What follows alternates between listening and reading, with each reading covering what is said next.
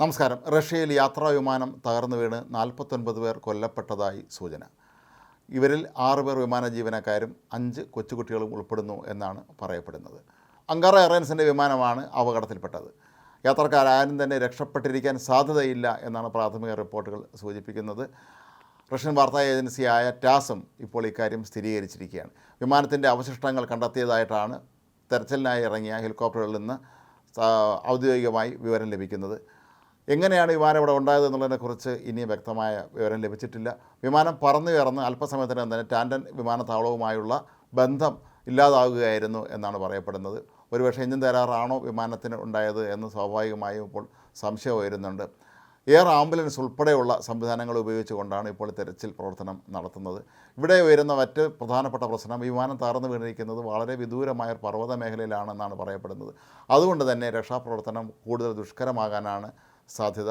Soviet യൂണിയൻ്റെ കാലത്ത് നിർമ്മിച്ച പല വിമാനങ്ങളും ഇപ്പോഴും ഇവിടെ സർവീസ് നടത്തുന്നുണ്ട്. 50 വർഷത്തിലേറെ പഴക്കമുള്ള പല വിമാനങ്ങളും ഇപ്പോഴും അവിടെ സർവീസ് നടത്തുന്നുണ്ട്. റഷ്യയിലെ തന്നെ വിദൂര മേഖലകളെ തമ്മിൽ ബന്ധിപ്പിച്ചുകൊണ്ടാണ് ഈ ഒരു വിമാന സർവീസ് നടത്തുന്നത്. അത്തരത്തിൽപ്പെട്ട 50 വർഷത്തിലധികം പഴക്കമുള്ള ഒരു വിമാനമാണ് ഈ അപകടത്തിൽപ്പെട്ടത് എന്നാണ് ഇപ്പോൾ സംശയിക്കപ്പെടുന്നത്. ഏതായാലും രക്ഷാപ്രവർത്തനത്തിനുള്ള എല്ലാ സംവിധാനങ്ങളും ഒരുക്കി എന്ന് തന്നെയാണ് റഷ്യൻ അധികൃതർ അറിയിക്കുന്നത്. പക്ഷേ അപകടം എങ്ങനെയാണ് നടന്നതെന്നുള്ളതിനെക്കുറിച്ച് ഇനിയും കൃത്യമായ വിവരം ലഭിച്ചിട്ടില്ല. യാത്രക്കാരും തന്നെ രക്ഷപ്പെട്ടിരിക്കാൻ സാധ്യതയില്ല എന്ന് തന്നെയാണ് ഏറ്റവും ഒടുവിൽ ലഭിക്കുന്ന വിവരവും. ഇന്ത്യയിൽ അഹമ്മദാബാദ് വിമാന ദുരന്തമുണ്ടായി. അതിൻ്റെ തൊട്ട് പിന്നാലെ തന്നെയാണ് ഇത്തരത്തിലുള്ള വലിയൊരു വിമാന ദുരന്തം ഇപ്പോൾ റഷ്യയിലും ഉണ്ടായിരിക്കുന്നത് എന്നുള്ളതാണ് ഒരു പ്രത്യേകത.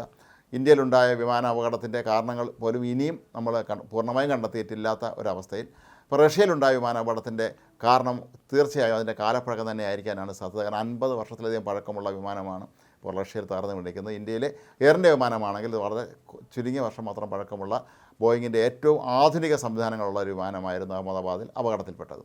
ഏതായാലും റഷ്യൻ സർക്കാർ ഇത് സംബന്ധിച്ച കൂടുതൽ വിശദാംശങ്ങൾ വലിയ താമസിച്ചതിനെ പുറത്തുവിടുമെന്നാണ് കരുതപ്പെടുന്നത്. റഷ്യൻ വാർത്താ ഏജൻസിയായ ടാസും മറ്റ് എല്ലാ മാധ്യമങ്ങളുമൊക്കെ തന്നെ ഇപ്പോൾ ഇത് സംബന്ധിച്ച വിശദാംശങ്ങൾ പുറത്തുവിടുന്ന തിരക്കിലാണ്.